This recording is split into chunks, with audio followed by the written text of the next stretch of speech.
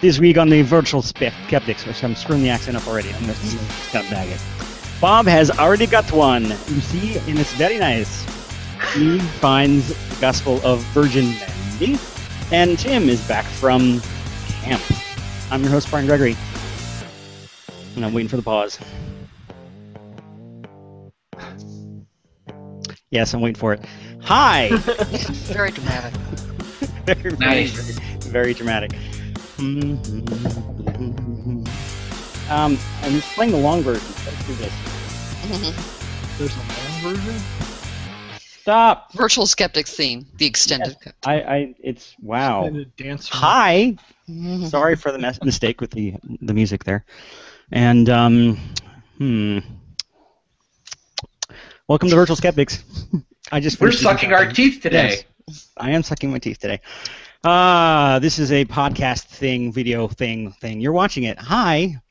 Welcome. We've got some stuff to do for you. And I'm going to introduce people because we've got people on here. And this is the most awkward intro I've ever done, ever. So, first up, we've got Bob Blaskiewicz. That's all right. That's fine. Actually, you'll get it eventually. It's a long name. As a side note, this is not the most awkward one I've ever done because the first one I ever did was the most awkward one. So there you go. Little piece of trivia. That's true. Bob Something to Blaskiewicz. strive for. Thank you. To surpass. CSI's conspiracy guy, web columnist, blogger, and blogger for Skeptical Humanities and Swift blog contributor. I'm going to slow down deliberately. Eve Siebert, there she is, editor and blogger at Skeptical Humanities and contributor to Skepticality. And finally, Tim Farley, JRF, past fellow, blogger at SkepTools, Skepticality contributor, and creator of What's the Harm? Hello, everyone. Welcome. How you doing? Not bad. What's up? Good. Yo. If you're watching, this is live. In case you didn't know. If you want to say something funnier than what I'm saying, which is easy to do, you can post it on Twitter with hashtag Virtual Skeptics, or post it on the YouTube channel, comment, or ask us a question on our Q&A Google Plus super high fidelity awesomeness. How's that?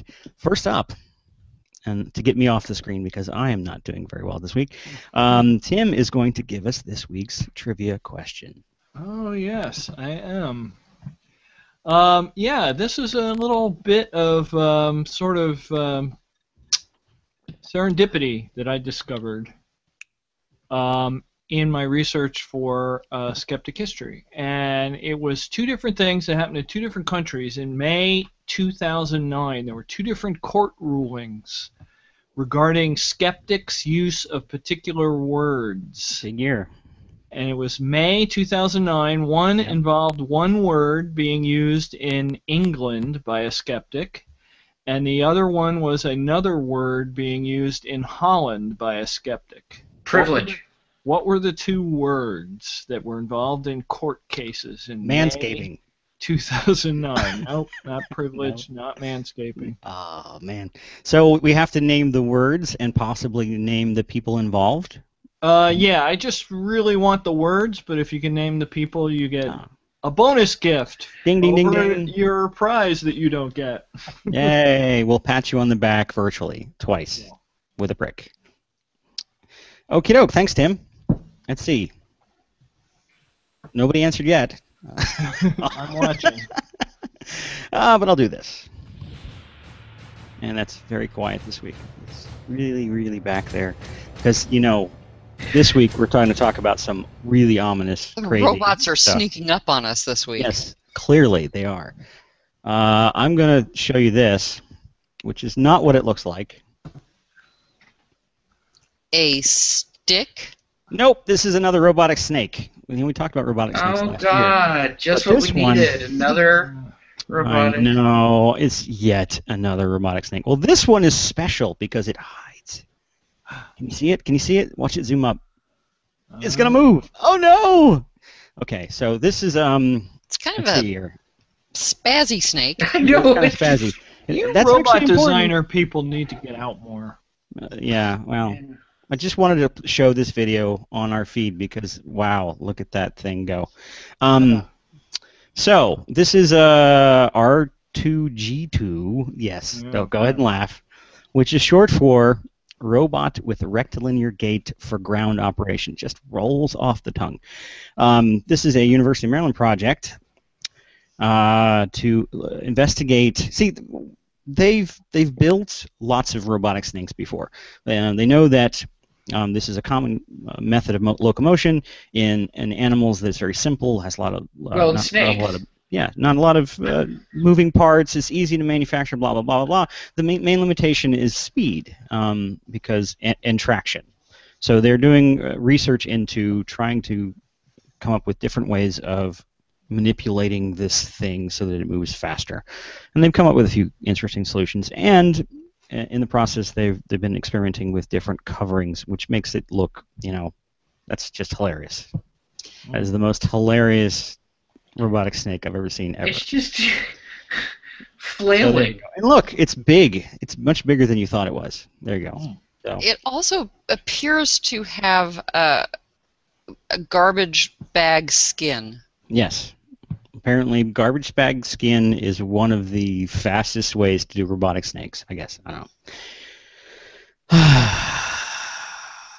Yes, I just wanted to put that robotic snake on screen, and that's why I'm talking about it. No, it's a common thing to investigate different forms of locomotion, and their research has to do with this. Is there current robotic lemur research? Because I would love to see that. No, there's not robotic lemur research, although I think they have a camouflage outfit for this snake that is ring-tailed. Just saying. So. How about robotic sloths? Robotic sloths. I think there are lots of robotic sloths. They just haven't caught up yet. I don't know. Okay. God. I know.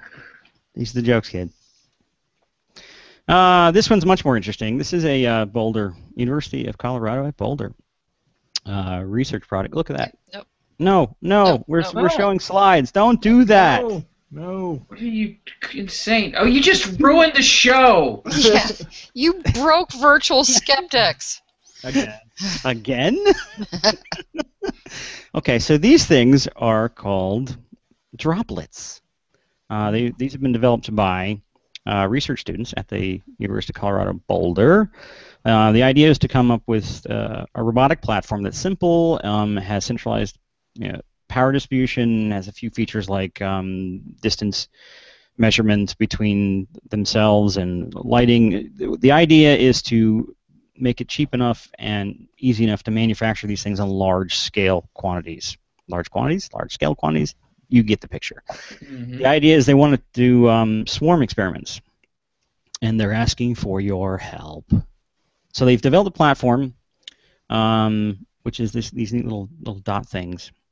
And they want people to trying to crowdsource manufacture a large amount of these so that they can do both research projects and develop a class for the school that allows students to go in and be able to play with like hundreds of these things and develop swarm algorithms. Now, swarming can be used as a mode of all kinds of things with robotics. Yes, what?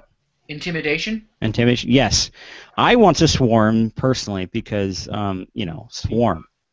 But they see that this could be used for lots of different applications, self-assembly, distributed learning, cell differentiation, which I guess is probably for modeling different biologic type processes. Robotics is used a lot to model natural processes so they can learn about them. And the emergence of lifelike behavior in an unprecedented scale. I guess they're trying to see if they can get emergent behavior by it's another one of the things they study with large quantities of bots, virtual bots as well as real bots. So I'm going to put the link in the notes. You guys can go check out their video, and if you really think it's cool and you want robots to take over the world, give a few bucks, because I certainly do, and I've given money toward the robot invasion. So there you go. These things are really cool. They're actually tiny. They're really, really tiny and cheap. And I want, 100 of them. So there you go.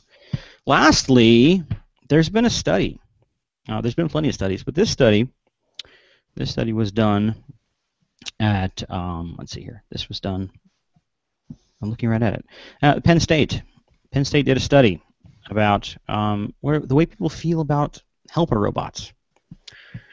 They polled 640 retirees over the age of 60. 53% were female and 47% were male, about whether or not, it's about the negative effects of themselves and others by robots. So whether or not if they had a helper robot would make them lazy, or whether or not it would adversely affect their interacting with other people, or the kinds of things that you think are affected by the fact that you're tweeting all day long.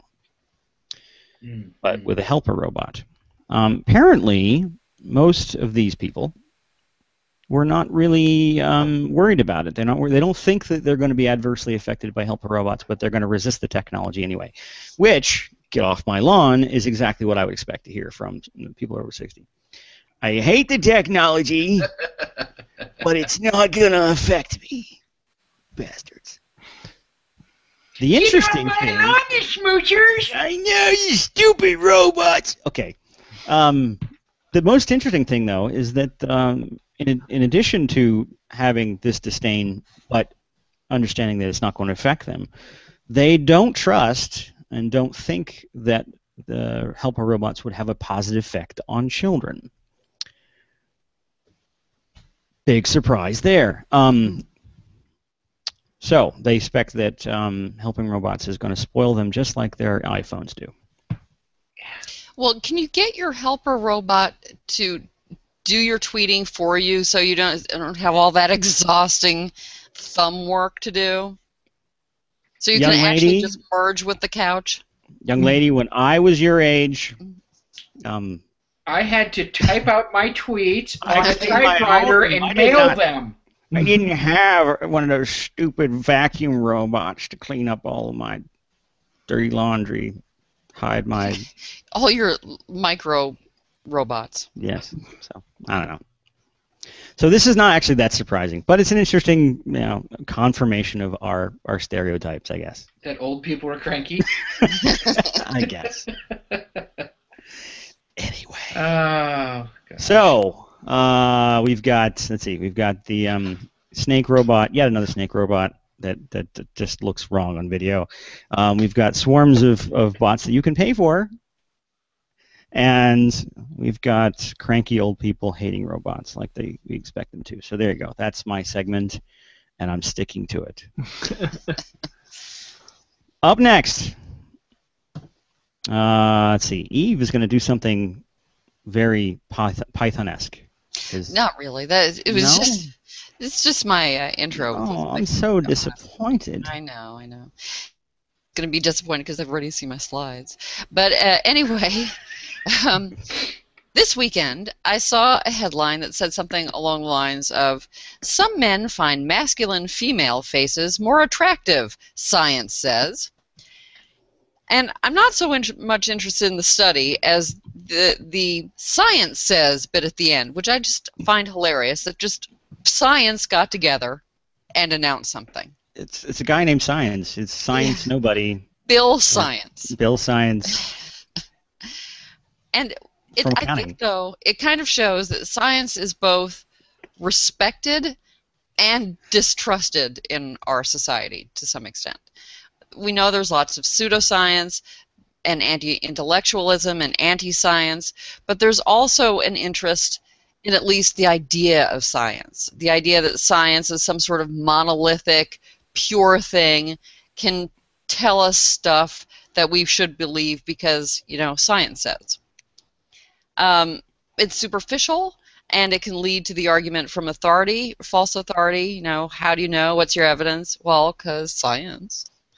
But at least science, as demonstrated by my first slide, gets some respect. That was pretty good. It would be awesome if I actually could do it on command there. There you go. Pretty much. So, science does at least demand some respect. Well, they also look like Hollywood actors, which I have respect for anyway. Yeah, I know. It was like what I always thought about the mermaids documentary, that the scientists were just a little bit too good looking, and Hollywoody. Anyway, the humanities, however, as my next slide shows, get no respect. No respect at all.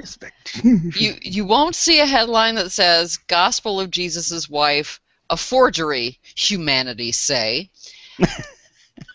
However, sometimes scholars in the humanities do have the right answer. And the Mrs. Jesus papyrus fragment is an example. So I've talked about this before, so super brief recap.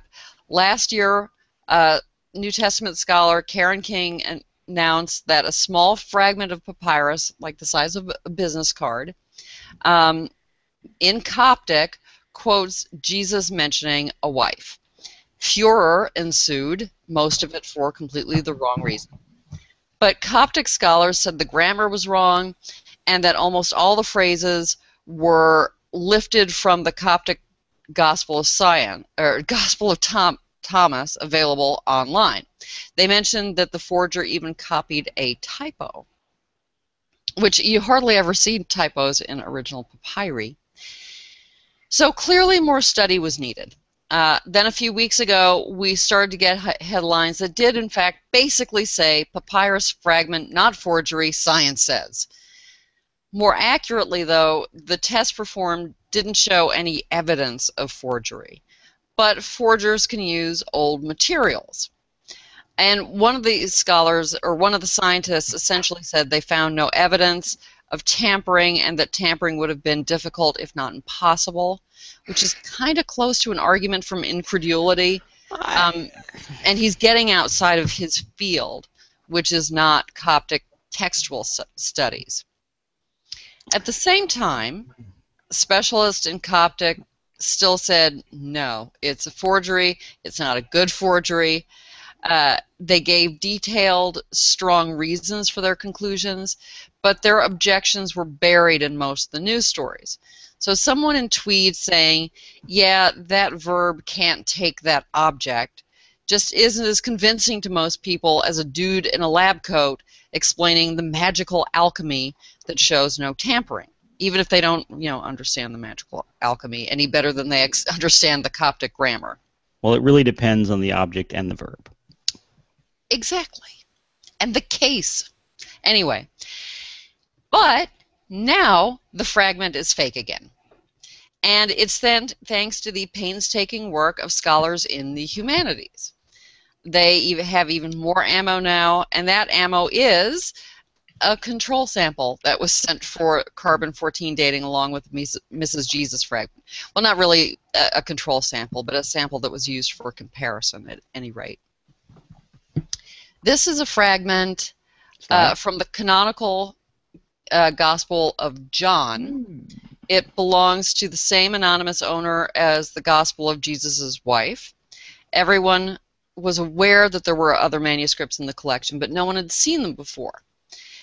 It's in the Lycopolitan dialect of Coptic, and it was obviously.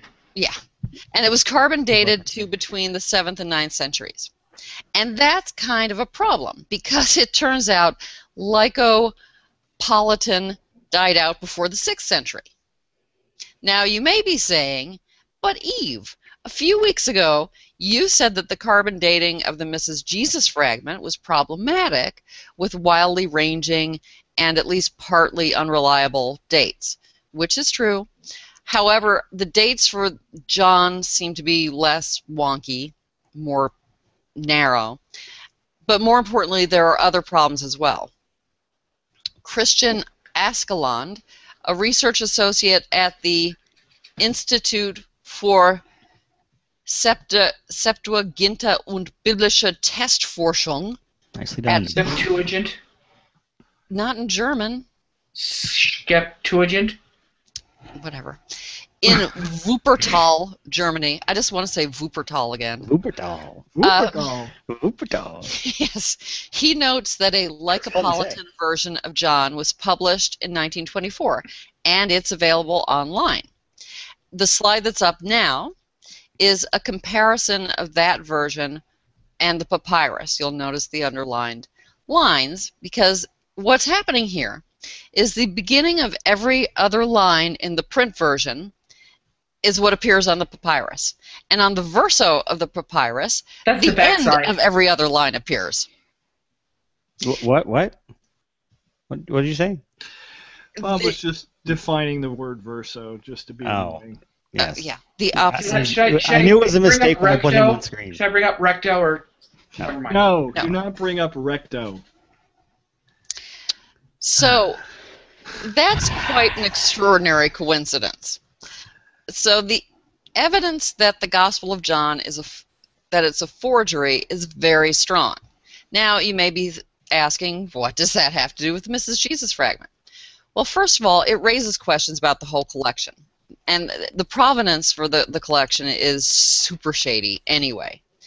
But more importantly, according to several experts, the handwriting of the Gospel of John is the same as the handwriting of the Gospel of Mrs. Jesus. So if one's a forgery, they're both forgeries.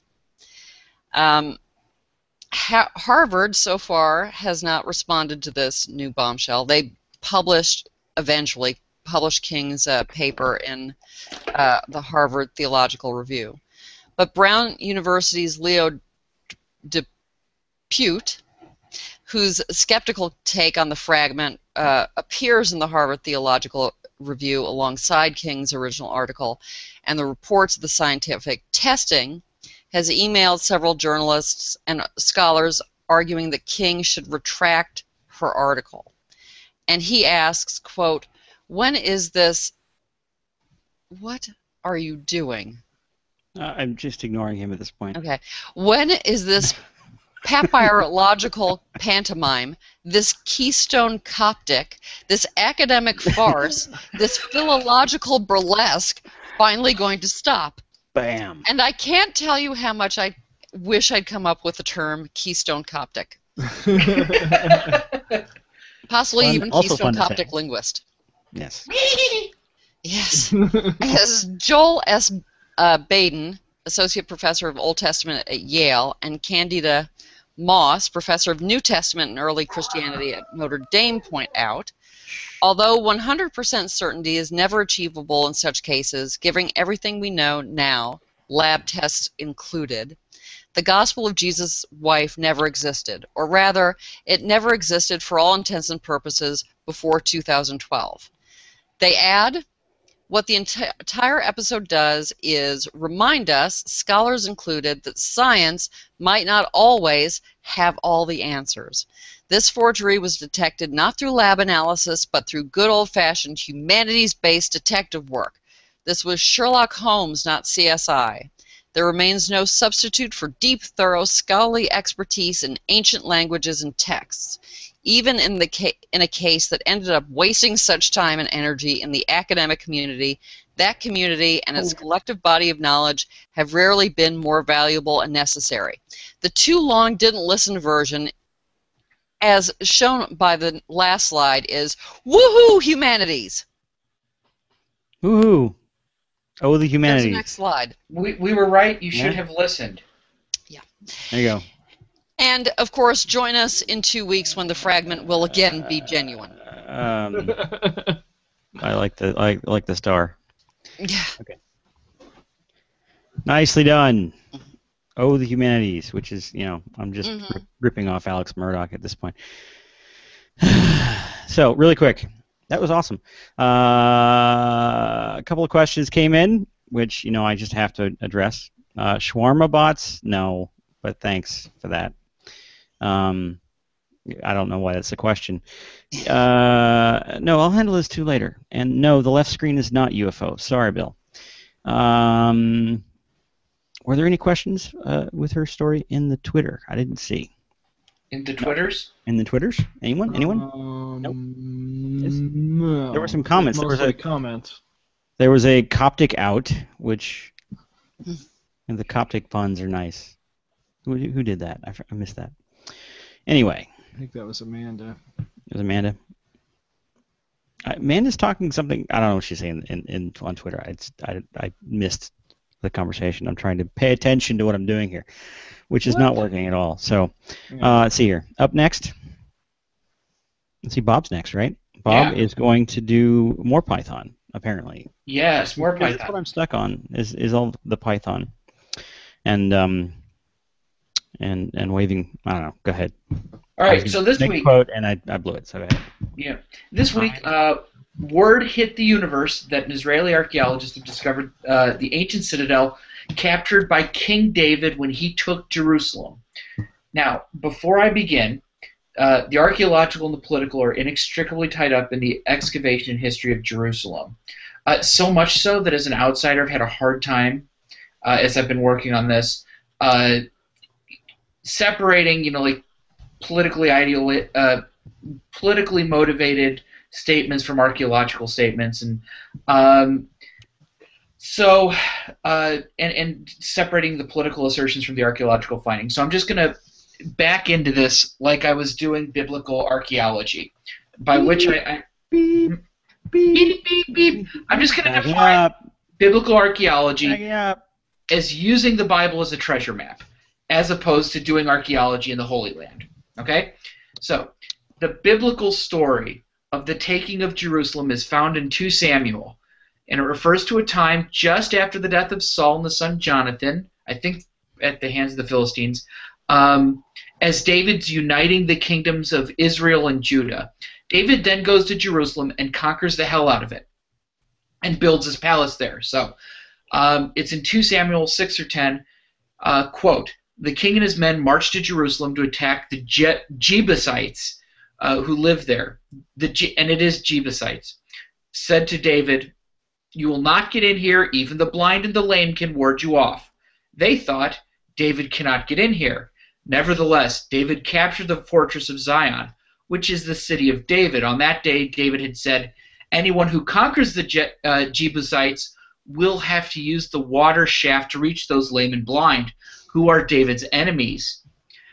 That is why they say, quote, 'The blind and lame will not enter the palace.' David then took up residence in the fortress and called it the city of David. He built up the area around it from the terraces inward. And he became more and more powerful because Lord God Almighty was with him." Okay. And a nice military. And a military. It helps, right? Okay, so armed with the Old Testament, and if you take it literally, you have a wall, you have a water shaft of some sort that provides access. And this is assuming that you have the correct interpretation. I've also seen this passage glossed as saying that the lame and blinded would be cast into the gutter after David kicked their butts. Okay? So there is some question about what this means. But anyway, it seems that we have a wall, a water shaft, and or a gutter, and then he set up shop there. This means that we should be able to find if the literal interpretation is true, we should be able to find a wall in the city of David, a waterway, and evidence of enduring Israelite occupation. All right, so that brings us up to today. Eli Shukran, who has worked for like the last 20 years with the Israel Antiquities Authority, so he has some authority here. He was excavating in the city of David, which is the oldest part of Jerusalem.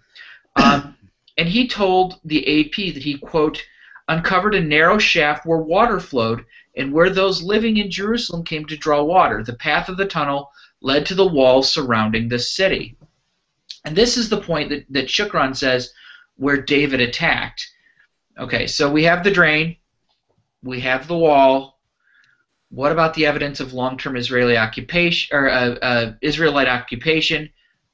Not so much. They said they found 2 bits of pottery from the 10th century, which is about the 10th century BC, which is about when David, if he was real, lived. I'm not sure what the status of whether or not David is fictional or not. His life is certainly glorified. And that's it. 2 shards. Well, and yeah. Well, go ahead.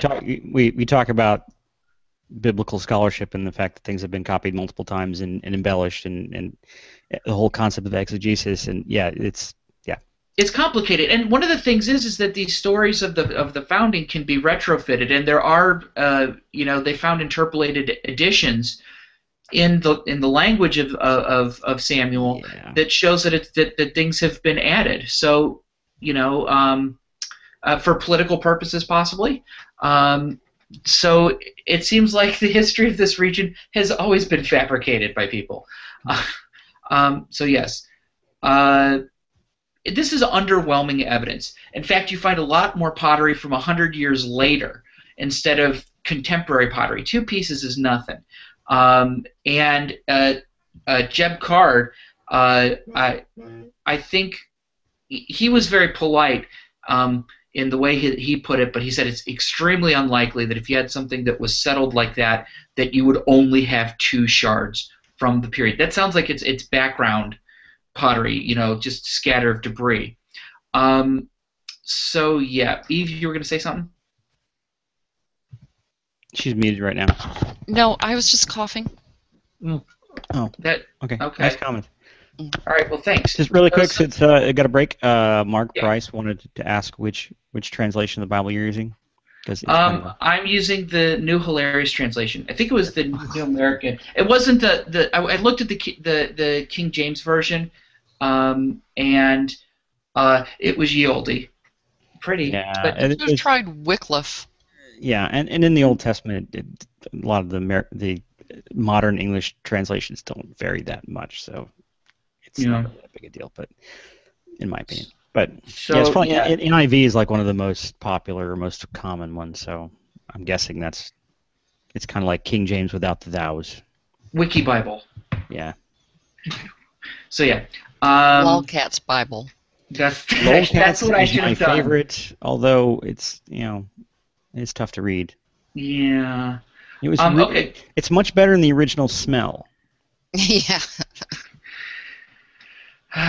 In the original Klingon.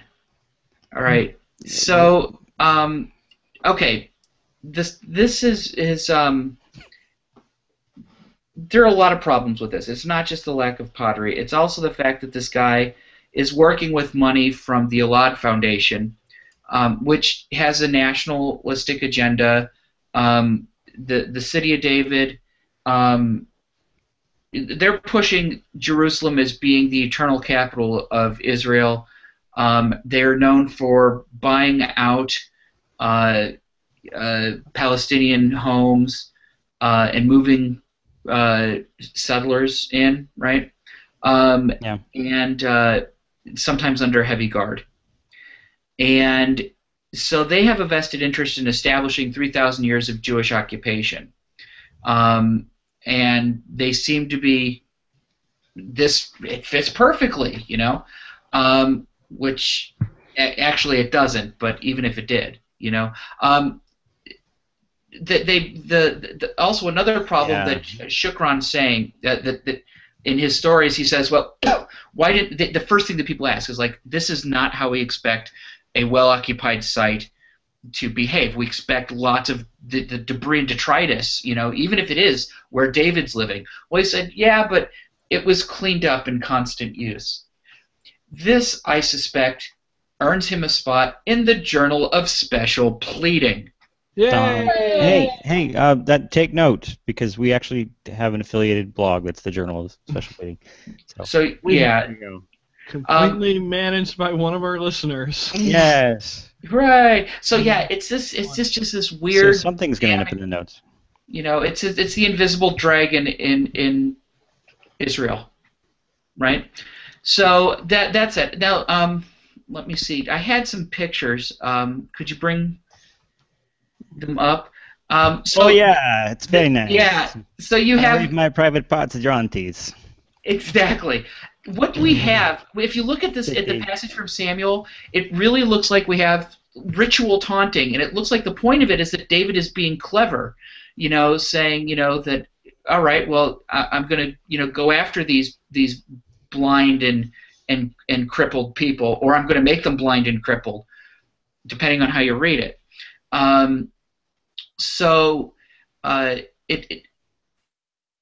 I could go into siege warfare, but no, the hell with that. Here's the site of the city of David, where these excavations have been going on.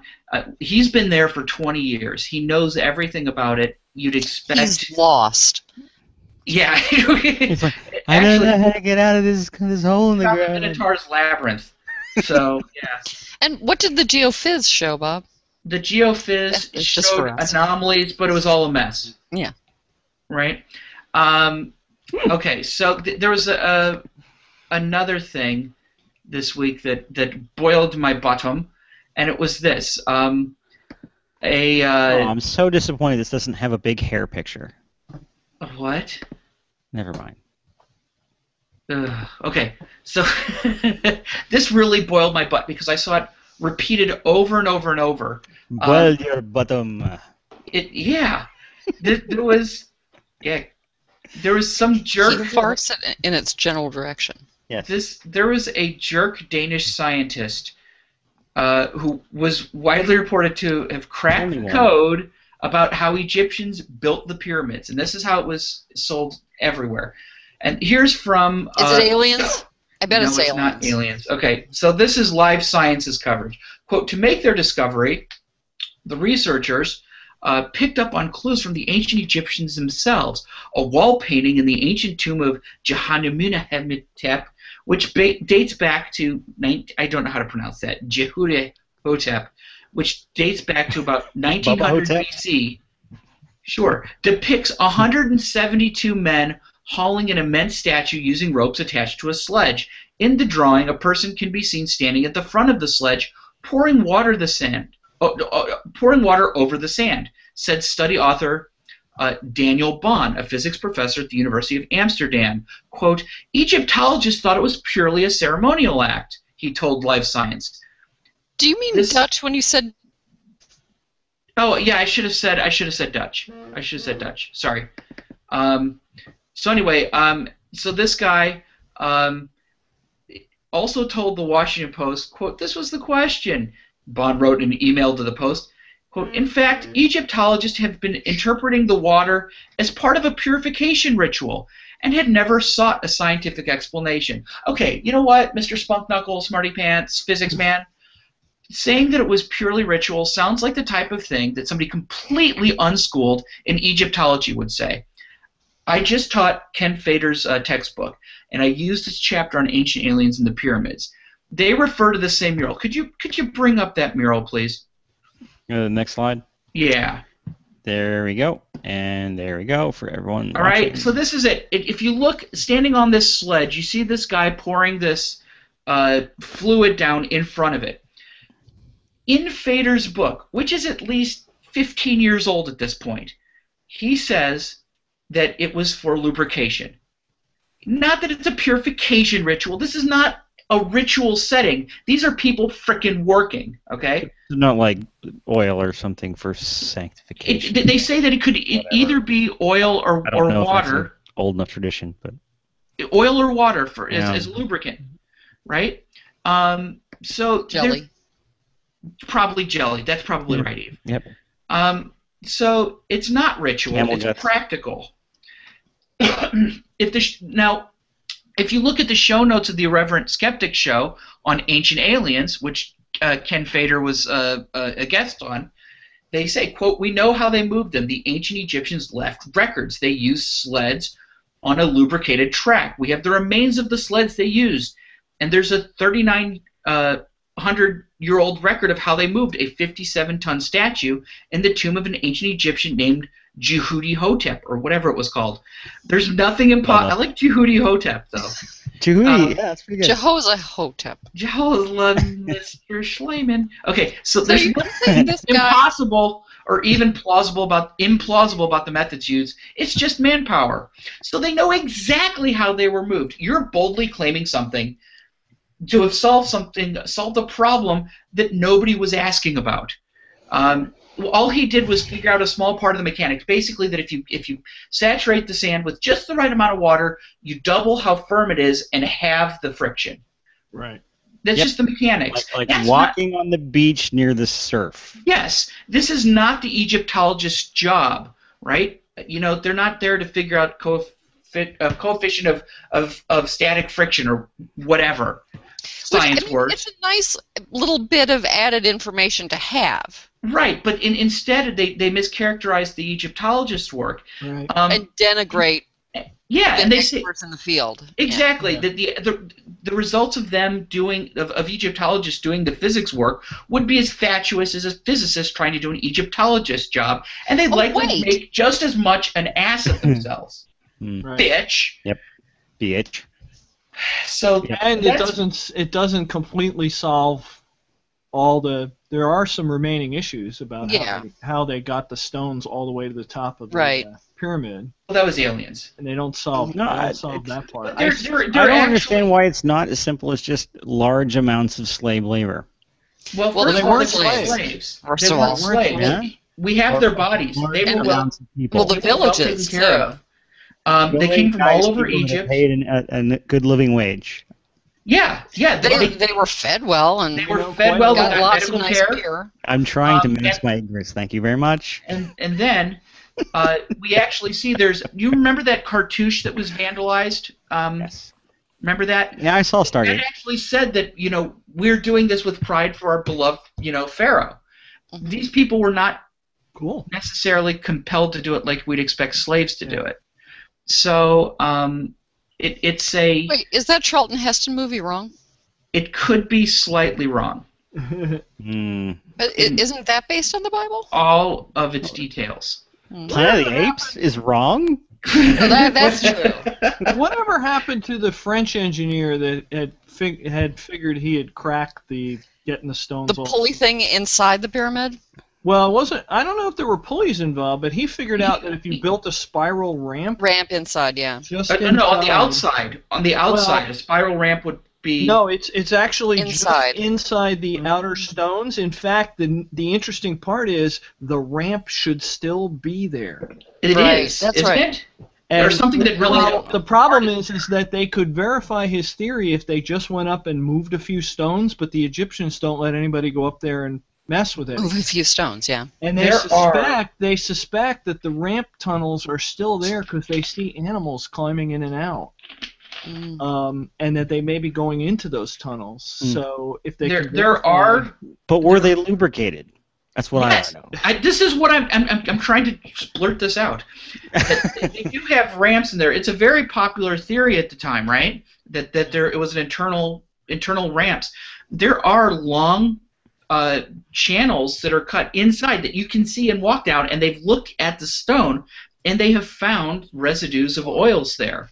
Well, that's the thing with I think they think there was a pulley or counterweight system, right? Yeah. Right. So that's so there's still a bunch plausible. of different theories. Yeah. But yeah. So at one point, somebody was going to do some infrared photography of the outside of the pyramid to try to verify whether those ramps... Or see the ghosts of the pharaohs. The French guy says are there. Because in theory, if the tunnel is still there and it still has air in it, you should see it as the stones on the outside of the pyramid heat up and cool down during the course of the day. Oh, wow, interesting. Yeah, cool. Very cool. Really quick, Mark Price took issue with my comment about translations not mattering that much. And, yeah, I guess it really depends on what you're trying to argue. There are details. The things. Yes, the things and the other things. And what they're referring to. Yeah. No, I mean, I've read it too much to care about the details anymore. Put it that way. So there you go. Who's next? Oh, Tim. Tim's got some stuff next. Hi, Tim. Welcome back, Tim. Hi. I'm back. What's up? What's up, yo? I went to a Skepticamp this weekend. Skepticamps are awesome. We haven't talked about Skepticamp in a while, I don't think. So I thought I'd talk about the Atlanta Skepticamp. It was our 5th Skepticamp, not 5th annual because we missed a year due to leadership transitions and whatnot, so there was no event in 2012. But we had one here in Atlanta, and the new Atlanta Skeptics leadership does a great job. They found this great venue. This guy who's a skeptic himself has this high-tech company that does software for doctors' offices, and they have basically a training room that sits idle on the weekends. So they sort of volunteer their space, and they've got Wi-Fi, they've got a nice kitchen to prepare lunch, and a refrigerator and a little rest area in the back, and nice projector, and it's got everything you need to do presentations and stuff. So if you go to my first slide, I think I have a picture of hey, look, it's Derek. Derek? Yeah, Derek, and one of our speakers who was talking about critical thinking education. Derek was our MC, and you see our banner there, and we were joking that it's kind of like doing Skepticamp in the improv because you get this big brick wall. It's true. Yeah, when I saw that. But we had our usual Mark Ditzler of Abrupt Media was doing our crazy over-the-top live streaming thing. So if you were around on the weekend and you saw my tweets, you could have watched the whole thing, and it all got recorded. So presumably we will post the videos at some point. One of the highlights I thought was the very first talk. If you go to the next slide, was Colm Mulcahy. He's was not aware of him, but prior to a couple years ago, but he's a math professor at Spelman College here in Atlanta, and he is a major Martin Gardner aficionado and researcher and can tell you everything you need to know about Martin Gardner. So, of course, Martin Gardner is kind of the prototypical skeptic and one of the co-founders of PsyCop and all this stuff, wrote a column in Skeptical Inquirer for years and years and years. So he gave us a nice presentation on kind of the history of how Martin Gardner got into skeptic stuff and all the other eclectic things that Martin Gardner was into. He's obviously a very fantastic person, and reminded us that we're coming up on the centenary of Martin Gardner's birth this October. So they are currently lobbying Google to get a Google Doodle for Martin Gardner. That'd be awesome. October 11th, I think. That would be awesome. Yeah. Yeah, so hopefully they'll do it. But that was a cool presentation, and then I reprised most of my presentation from SkepTech, which was fun, talking about kind of skeptics evolving their game for Facebook and Twitter. Did you happen? Ooh, I'm sorry. Go ahead, Bob. You were going to do it first. No, go ahead. You were going to have a joke. I was going to make a real point. Oh, I was going to ask if he mentioned Lanyard, but I did not. Which I thought you were going to say too. So. No, I'm not going to mention it. Our fans I didn't get my check this week, so I'm not going to. Oh no. That's wow. That's disappointing. So, yeah, if that Martin Gardner thing goes through, Guerrilla Skeptics need to know about that because that would be awesome. Oh yeah. Yeah, so I got in touch with him myself after the talk because maybe we can dig up some skeptic history items for Martin Gardner. Obviously, I have Martin's birthday and some other things on Martin Gardner in the skeptic history stuff already, but I was hopeful that he might know some more other obscure details. And this is a shot from up. There's a sort of a loft area up over the kitchen in the back. So I went up the steps, and you can see in the lower right corner is Mark Ditzler and his TV rig doing live broadcast. And in the lower left, you can just barely see the TV camera, and he had another TV camera in the far corner of the room. So we had 35, 40 people there, and it was great. It's a great venue to have an event in, and the guy is very positive. I think they actually do that Sunday Assembly Church for Atheists thing that's taking the world by storm. The one that they do here in Atlanta, they do in this space. Is that where Nicole? No, it wasn't where the Star Party was last year, was it? No. I've seen this space. Has there been a Skepticamp there before, or you might have? We did Skepticamp here last year. So if you saw any of my live tweeting from Skepticamp last year, it looks like a nice space. Yeah. Unfortunately for me, it was one of those. I have this little thing I call the 0 or 4 theory, that on any given weekend there's 0 fun things to do or 4 fun things to do all at the same time. And they're all scheduled in the same time space. Yeah, and this Skepticamp weekend was a 4 weekend, so we had tickets to go see a comedy show on Friday, so we missed kind of the intro thing, and then we had a dinner reservation at this cool restaurant on Saturday that we had to get months in advance because it's a hard restaurant to get into. And then Sunday we went to this vintage computer show, so I missed bits and pieces of it, but I saw most of the presentations, so it was good. I learned some things. I learned about a form of chiropractic called naprapathy that I had never heard of before. I haven't heard of that term. What is it?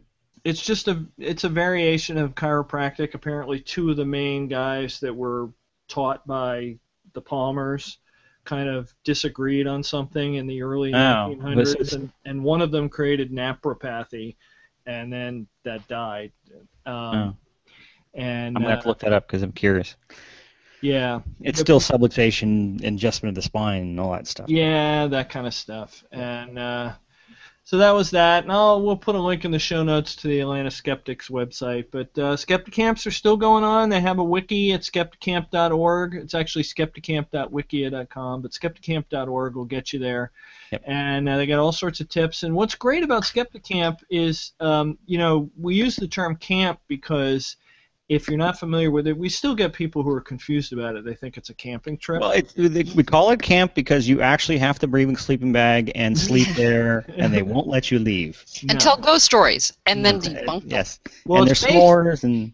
It's based on a thing. I actually did a Skepticality segment that I did live at our fundraiser last year where I traced the history of the thing. But basically, there's a high-tech sort of conference called a bar camp. And the idea is you get a space... You get, maybe some free food and some free T-shirts from some sponsors. You invite a whole bunch of people in your local tech community to come, and it's like, okay, here, we have a bunch of rooms. Here's a big whiteboard on the wall. Everybody pick a time slot, and you go and give a presentation on something you know about, some neat, new, cool technology. Because in high tech, if you work with computers, there's always new crap to learn about. Yep. There's always some new program or some new programming language or some new server or some new technology, and there's always somebody in your local community that knows about it. So Bar Camp is just a way to get all those people in one place and just kind of exchange some knowledge. So Skepticamp is taking that same thing and applying it to skepticism, and the idea is to get rank-and-file skeptics presenting. So here's what, and it might be something that you just researched and had just learned about, and you tell someone else about it. Or it might be somebody like Cole Mulcahy, who has been doing it for years and, has deep, deep knowledge of something. But some of the Skepticamps will get quite famous people like Hemant Mehta and, people they invite. But a lot of times it's just regular skeptics in the community, and there's actually quite a nice flow we've seen where people present at Skepticamps and then end up presenting at larger events. So you see them at TAM or something like that. I just want to mention that Randy came to our first Skepticamp. I'm just saying. He did, and I was at that Skepticamp, and I just missed him. I was late. Well, you're very tall, and he's very hot. No, he had left the building when I was walking in because I had taken the wrong train. He probably walked right past him, didn't even see him. Probably. Right through your legs. Through his legs. Yeah. But I hate to end my segment on kind of a bummer, but for those of you who play the Random Cat game, if you go to the next slide, we've lost one of our random cats. Poor Pink got cancer, and we had to put her down, and for her own good. So Pink is no longer with us, but there she is. We will remember her. And 19 years. Yeah. That's pretty good. She was pretty old. That's a heck of a run. She had several health issues. She had a thyroid problem. We had to feed her special food for the last year or so. and she was starting to show signs of kidney failure, and then this cancer thing came on, and she just stopped eating, and it was like, all right, we need to stop this before she suffers. So she didn't suffer. She was still, awake. She was obviously in a little bit of pain because of the tumor, but so no more Pink, unfortunately. Well, Blue's still here. In fact, he's asleep behind me. Does he miss her? We tried to kind of clue him in, but he's Blue's not the brightest guy in the world. He's Blue is very handsome. But he's not the smartest dog you'll ever. Well, that's funny. Mina's very pretty. Yeah. Blue and Pink always kind of got along, but they weren't obviously super fond of each other. They never fought. Every once in a while, Blue would chase Pink once in a while, but that was it. Yeah. So. Well, I've been there, and I'm sorry, Tim. Yeah, it was rough. That sucks. Yeah. Okay, then. Let's see. We're running out of time, so I'm going to move to the next. What is the next? Trivia answer? Yeah, do the trivia answer, since you're talking. We had, unfortunately, nobody fully got the answer I was looking for. Some half answers, yeah. Yeah, we got some half answers. Nathan got quack, which was one of the words. Which I thought was actually the harder one of the two. Yeah. Because that's the Dutch case, the case in the Netherlands, which they even spell it a little differently. Kvack. Yeah, kvack. But the easier one was bogus, I thought. Yeah. I guess people that's the one I knew. But have forgotten it. Bogus was the Simon Singh case, and in May 2009 was when he lost in court over the word bogus, and the judge ruled that bogus could potentially be libelous. That was from that famous article where he criticized chiropractors. I was thinking that it was for happily promoting I thought it was the happily promoting bogus theories. But bogus was the key term of whether or not that implied deception. Yeah. Or was just an opinion. So that was the key, but he eventually won that on appeal. But in May 2009, he lost that hearing. And the quack thing was the Dutch Society Against Quackery, which I will not try to say in Dutch, but which is one of the oldest skeptic-type groups in the world because it dates from 1881. But they've been against. Originally, they were just flat-out quacks. People literally selling snake oil and that sort of thing. And then, obviously, when alt-med came up in the 70s, they became very focused on alt-med. And they did I think it was back in 2003, they did a list called the 20 most notorious quacks in the Netherlands. And one of the quacks got quite angry and sued them. And it went through the courts for quite some time, many years. And in 2009, it was finally ruled that they were allowed to use their own definition of quack, which was considered non-libelous. Well, there's nothing quite like an angry quack. Yeah, and they had to spend quite a bit of money, and there's someone suing them now, I think, over a whole other thing. But it can be a litigious thing when you try to fight people in the press. Yep. As Randy has discovered a few times. So who got that? Nathan got half of it. Half of it, yeah. Other people were close. They were saying, I think Mark Price was in the vicinity of the Singh thing, but he had the wrong word. He never actually said bogus. I think he said bunk.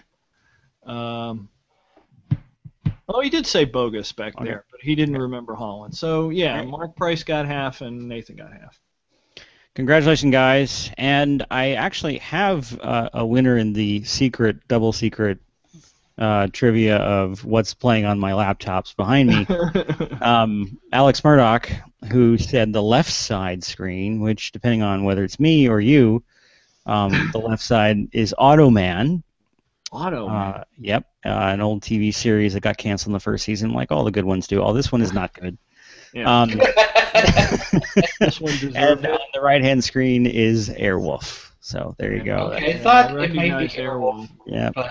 I saw that famous shot of the helicopter coming up over the hill. And, of course, playing cello on the water. It's something I do constantly. Yeah.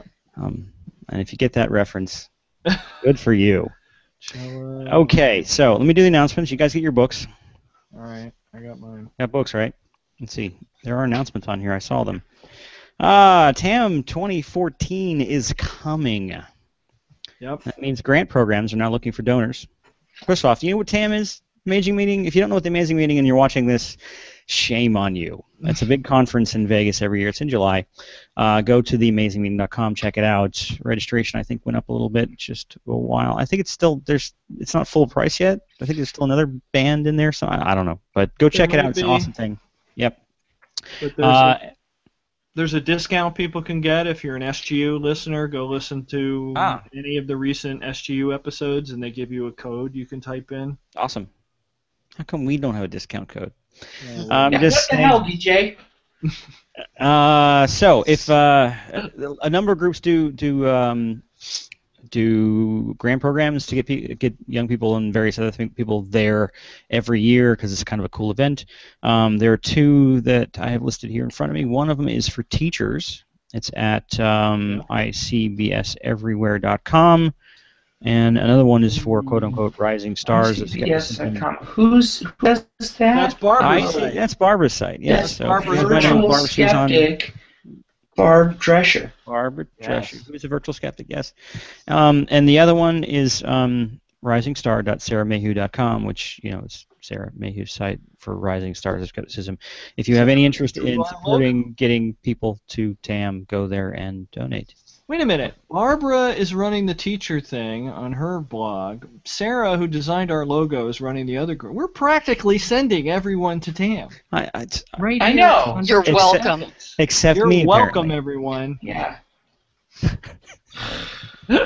Seriously. Okay, so I think that's all the announcements I have. We should give credit. Brian Walker, he's Nanonymity on Twitter. Funded a big chunk of that teachers thing. So awesome. That's the reason why there's already 10 slots in that. But they still could use more money, and they will gladly take if you. That's great. Is his name spelled with an I? Nanonymity? No, Brian. That's a good question. I don't know. Is he a skeptical Brian, or is he one of those evil wise? Yeah, I don't know. We'll see. I'll have to go double check. Okay, so now it's book time. Who's going first? Go, Tim. I'll go. You're getting all the attention tonight. Yeah. Even after Gutenberg lost his primary workshop and most of his equipment, Capper believes that he continued business in the Gutenberghof, printing more grammar books, calendars, and prayers. Now that his secrets were in the hands of his competitors, he essentially went open source, training more printers and seeing his invention and industry spread across Germany and Europe.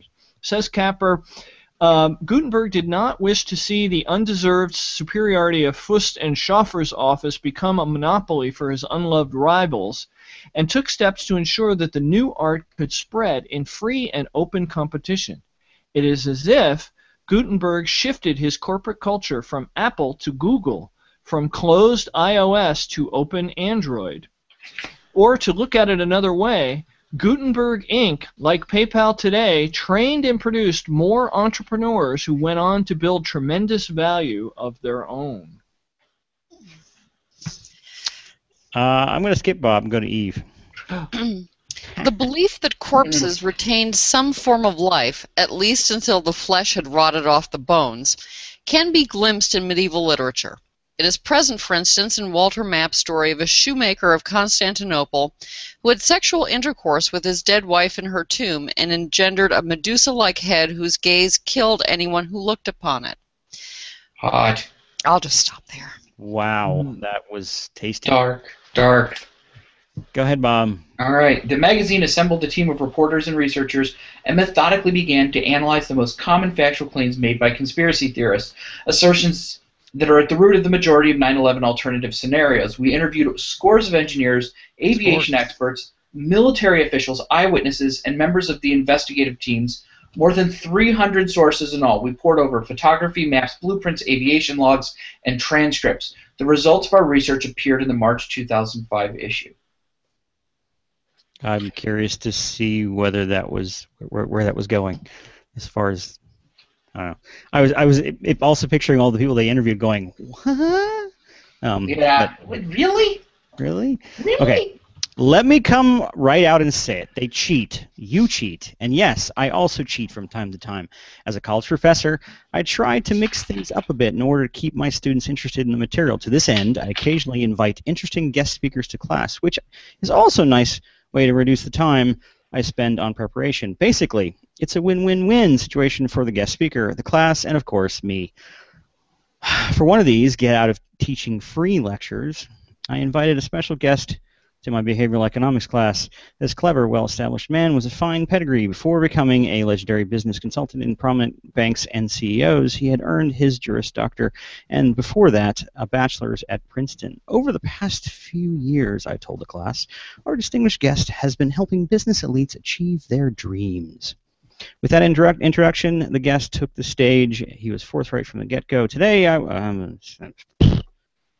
was looking for the punchline, and it's too far down the page, so I'm going to just keep going. Tim, what's your book? My book was Gutenberg the Geek.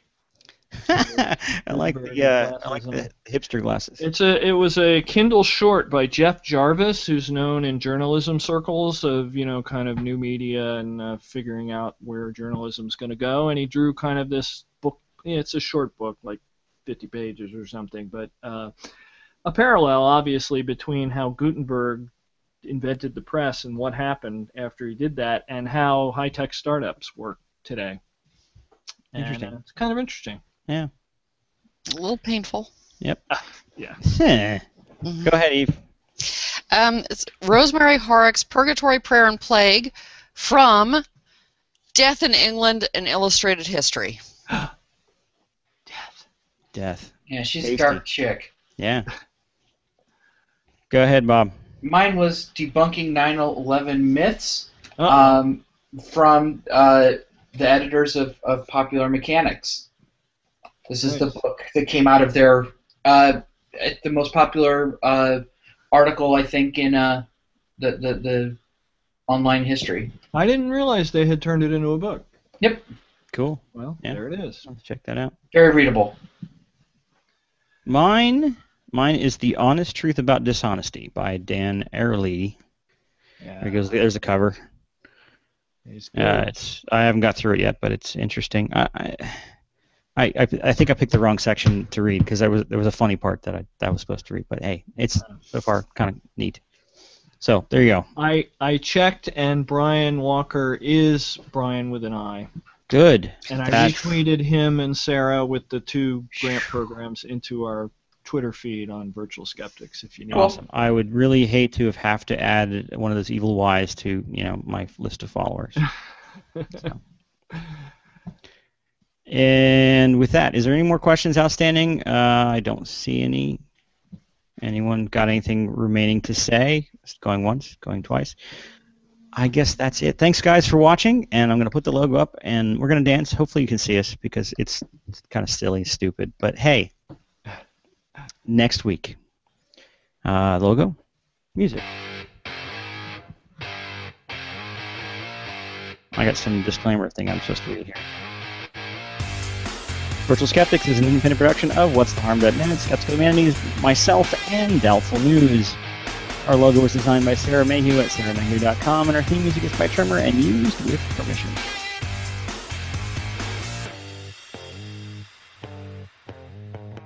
Do you think they know we're not really dancing?